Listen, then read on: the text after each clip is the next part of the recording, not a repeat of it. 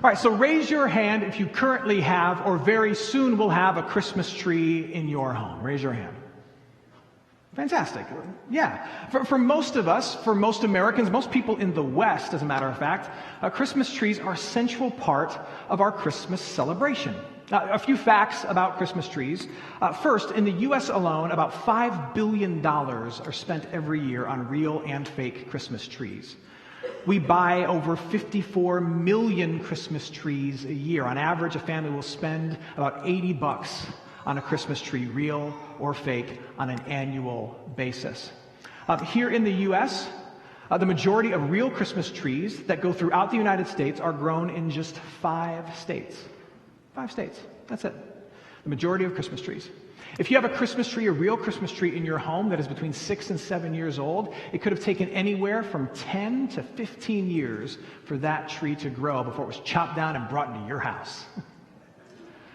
Not only do we spend a lot on Christmas trees, but we worry a lot about how we will decorate these Christmas trees, and most people are really passionate about how they decorate their Christmas tree. Tell me if this isn't true for you. There's the way that you decorate the tree in your house, and then there's the way everybody else decorates their tree who is wrong. There are certain people who are like, only white lights on my tree, and then other people are like, only multicolored lights. Some people say, I will never have a fake tree. Some people say a fake tree is the best thing that ever happened to me. Some people are really passionate about when you put the tree up. They say it has to happen the day after Thanksgiving. That's the rule in our house. Others wait till Christmas Eve to put up their tree, or perhaps they wait till Christmas Eve to decorate that tree. It's a common tradition. And then there are some people who have already had their tree up for so long that they're trying to figure out how to dust the thing. And then what do you put on top of the tree? That's an age-old discussion. What's the tree topper? Is it an angel? That's biblical, but so is the star, which is better. If you don't care about those two things, you can go really crazy. Just search on Amazon for tree toppers, and you can get a Santa topper for your tree. Or if you're like a sci-fi nerd, you can go Doctor Who and put that on your tree. If you're a Star Wars geek, you can put Yoda, and maybe eventually Baby Yoda, on the top of your tree. Or if you're a fan of 1950s rock and roll, you can put Elvis on the top of your tree. Although I'd have to see, that's the wrong king to have on the top of your tree at Christmas. No matter how it is that you tweak this tradition, there is, for people of faith, if you choose to see it, a line that is run from this tradition to the heart and soul and the meaning and the message of Christmas. Jump back with me to Luke chapter 1, which we just heard read. This is the announcement of Gabriel, the angel, about the birth of Jesus to Mary. Starting in verse 26, in the 6th month, the angel Gabriel was sent from God to a city of Galilee named Nazareth, to a virgin betrothed or engaged to a man whose name was Joseph of the house of David. That's important. And the virgin's name was Mary. And he came to her and he said, "Greetings, O favored one, the Lord is with you." But she was greatly troubled at the saying and tried to discern what sort of greeting this might be. And the angel said to her, "Do not be afraid, Mary, for you have found favor with God. And behold, you will conceive in your womb and bear a son, and you shall call his name Jesus." Now, that name, Jesus, matters. History tells us that this announcement was made into a world that was hurting. It was made to a particular people, the Israelite, that would come to be known as the Jewish people in first century Palestine, who in particular were hurting. They had been told for centuries and centuries that they were the one true God's one chosen people. And that he was going to make them into this nation that would be the jealousy of everybody else in the world. That God's love and his power would be so clearly on display in them that everybody else would want to be a part of them. That he would make them the most powerful and blessed nation that the world would ever know. That was the promise. Things, however, had not turned out so well. Yes, the Israelites were still God's chosen people, but they had pressed against God's power, pressed against God's promises. Like spoiled children who always find a way to whine, that was the Israelites. Like an unfaithful spouse who's constantly flirting with something better, that was the Israelites. And it got to a point where God was like, okay, I'm kind of done with you. Like, I still love you, you're still mine, but I'm going to punish you. And he allows them to be overtaken by other nations. To the point where when Jesus' birth is announced, the Israelites are not sitting pretty in God's city of Jerusalem. They are actually scattered around the known world, like a Christmas bulb that falls from the tree and breaks all over, and the pieces are everywhere. That was God's people. They are scattered all over the known world. Many of them are angry. They're angry because the Romans are oppressing them, and that's not the way it's supposed to be. And they're very, very disappointed in God. Very disappointed in God. Because he's not keeping up his side of the bargain. Or so they would think. Which is what makes the announcement of the angel Gabriel to Mary so important and so life-changing. Because the angel announces to Gabriel that Jesus is going to, the angel announces rather to Mary that Jesus is going to be born, and Mary is an Israelite girl. She's one of the chosen people. And Mary is engaged to a man named Joseph, who is part of the line of David, King David, a former king of Israel. And the angel says to Mary, "You shall call him Jesus," which in Hebrew means Joshua, Yeshua, the Lord will save us.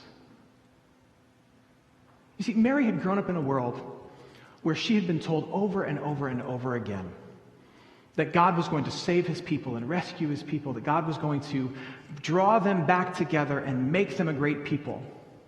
But she'd been living in a world where the goodness and the greatness of God was always in the past and never in the present. And where the answer to everything was, you've got to wait, you've got to wait, you've got to wait. And so if you were to ask Mary what her attitude prior to the announcement of the angel was, and what the attitude of all of the people in the Israelite community was, they would see that God seems very far away and very disappointing to us. Because the answer is always, God used to do miraculous things in our midst, and one day he'll do them again. But the answer was never now. It was never today. It was always back then and someday in the future, but for now you gotta wait. God is silent right now.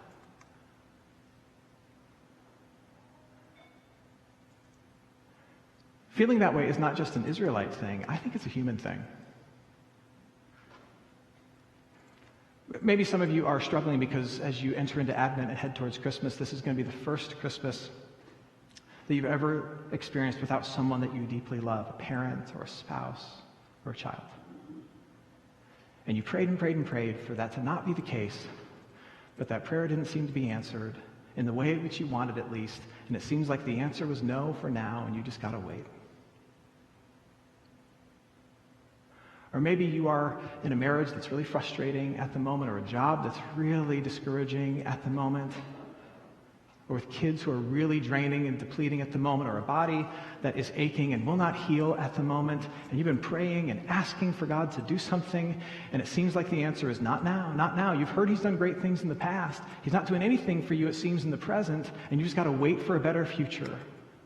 And you're kind of tired of waiting. See, it's not just the Israelites in the first century that were feeling this way. You and I, from time to time, we feel this way too. But again, that's what makes the announcement of the angel to Mary so important. You see, the Israelites were waiting for a new Joshua. Joshua was the one who led the Old Testament people into the Promised Land. And now with God's people having been scattered all over the world and frustrated, they were waiting for the promised new Joshua to arrive to gather God's people back and take them into this new reality where they would once again be God's chosen people and flourish under his hand. And so when the angel shows up and says, "Mary, Israelite girl, though you are just 13 or 14 years old, you've been chosen by God. You're betrothed to Joseph, who's of the line of David, one of the greatest kings of Israel. And you're going to call this baby Jesus," which in Hebrew is Joshua, which means the Lord saves. What the angel was saying to Mary is, the time is now. The time of now never being now is over. It's now. Today is the day where God is going to show up. Today is the day where God is going to act. The waiting is over. This child that you will bear, he will be the one to gather God's people back around him and lead you into the bright future that God has planned for you. He will bring hope and blessing and goodness to everybody else in the world. And his very presence, his birth, his life, his death, his resurrection, it will be the thing that vanquishes any reason you've ever had to think God is distant and disappointing. That's what the angel was saying to Mary. Now, what does this have to do with Christmas trees? Here's what it has to do with Christmas trees. Have you ever thought just how crazy this practice is of taking a pine tree and bringing it into your living room? If you're a fan of Jim Gaffigan, he has a whole little bit on this where he talks about how bringing a Christmas tree into your house sounds like something a drunk person would do. Why is the pine tree in the living room? It's for Jesus! And we're going to decorate it. And I'm going to put my socks on the fireplace. It sounds ludicrous. This thing that clearly belongs outside, it has no business inside. And then we put lights on it and we let this thing that belongs in the outside but has come inside, we let it light up our ordinary life while we watch The Office on Netflix, or we eat leftovers for dinner, or we help the kids with homework. It's a very strange thing, and yet it connects directly to what Christ has done. Because what do we believe that Christ has done? We believe that Christ has come as God in flesh from the outside in. From the outside of creation into creation. Look again at what Gabriel says. Gabriel says starting in verse 32. He says, "Behold, you will conceive in your womb and bear a son, and you shall call his name Jesus, and he will be great, and he will be called the Son of the Most High." The angel tells Mary that in the birth of Christ, God himself was entering our world. God himself was invading our home, so to speak. And you can say, so, I've heard that all along as I've been growing up, but if you just write off the idea of God taking on flesh and coming into our world, you are missing the most jaw-dropping reality that has ever been proclaimed upon the human existence. What we believe is that God in his fullness has taken on flesh and come into this world. That God who created this thing entered into this thing. That God who enjoys the worship of angels and the splendor of heaven has set all those things aside and taken up residence here among us. And not just for a photo op, like when a presidential candidate comes to town and they're here for 5 minutes, just long enough to shake a few hands and kiss a few babies and then they're out. No, he was born as a baby and lived a life here, the fullness of God in flesh here with us. Now, for those of you who have dabbled in world religions a bit, you might say, well, Matt, there are other religions that believe similar things, to which I would say, you need to go back and read your notes because that is not the case.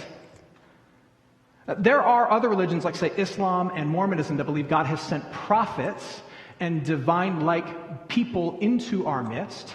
There is mystic Judaism and Eastern religions that believe that the divine can be experienced here. There's Greek mythology that believes that the gods have come down and kind of messed with creation. But there is no other religion, no other faith that believes that the fullness of God has taken on flesh and taken up residence here. Like a pine tree brought into the living room to a place it doesn't belong, has come into creation and set up residence here. And shone light on us. Now the question is, why would he do that? Why would God enter into a place where we look at him and go, you don't belong here? And the answer is simple but essential. Because he loves you.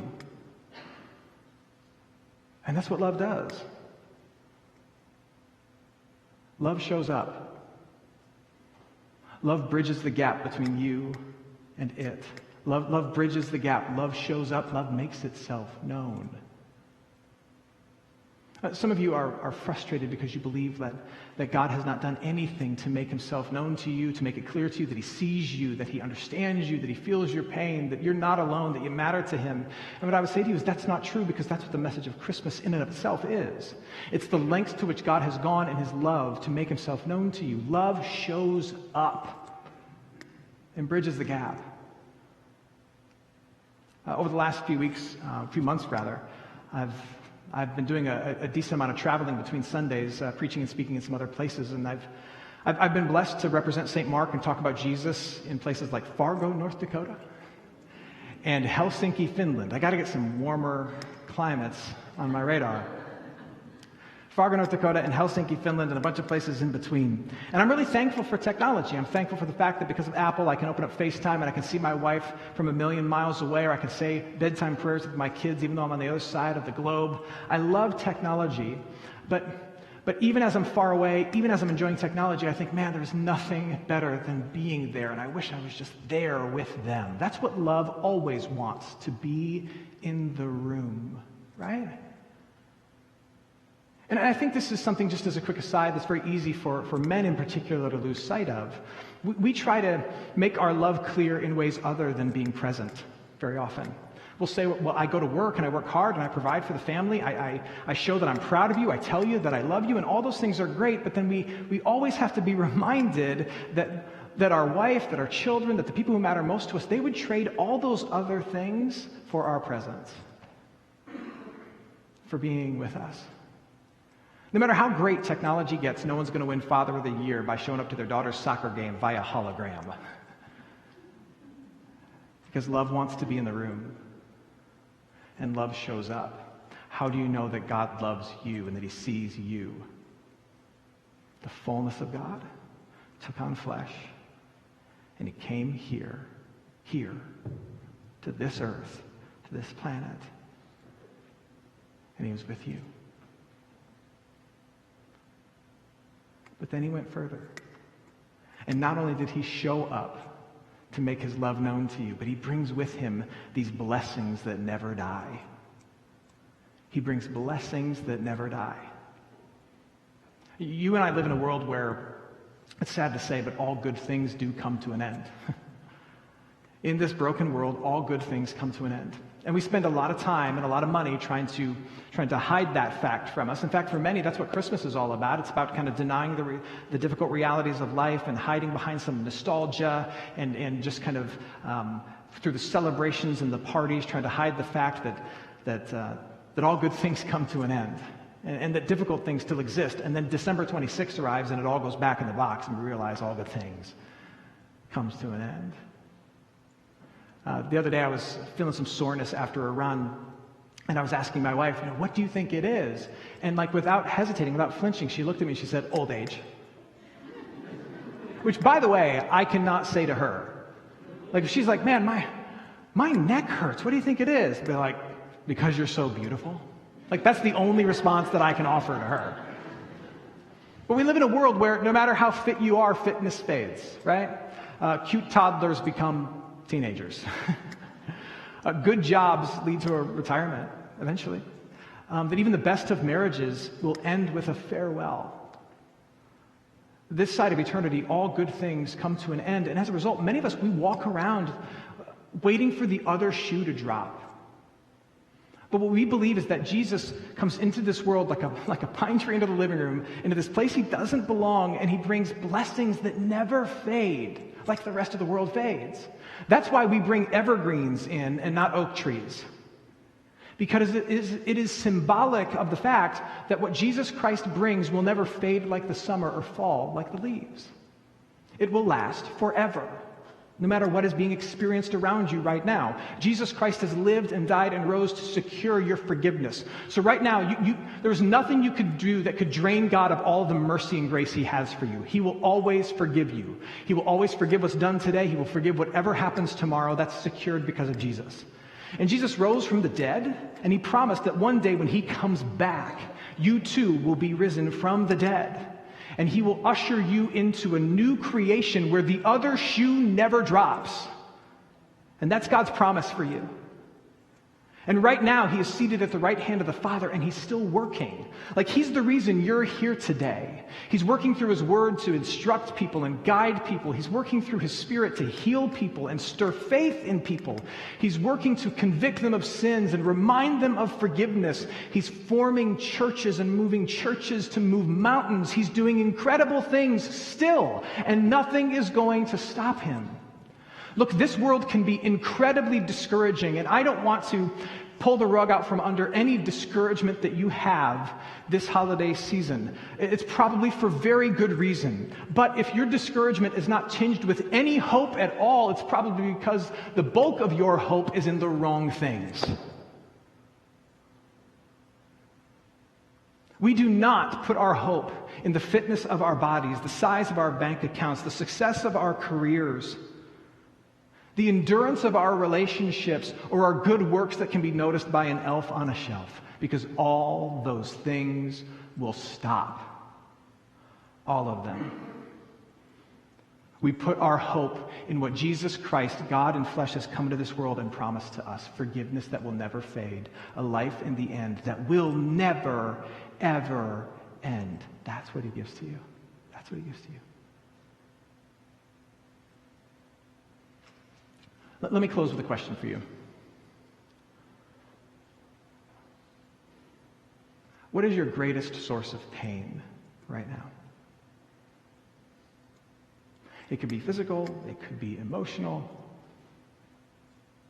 it could be something in your family, something at work, it could be grief. What is it?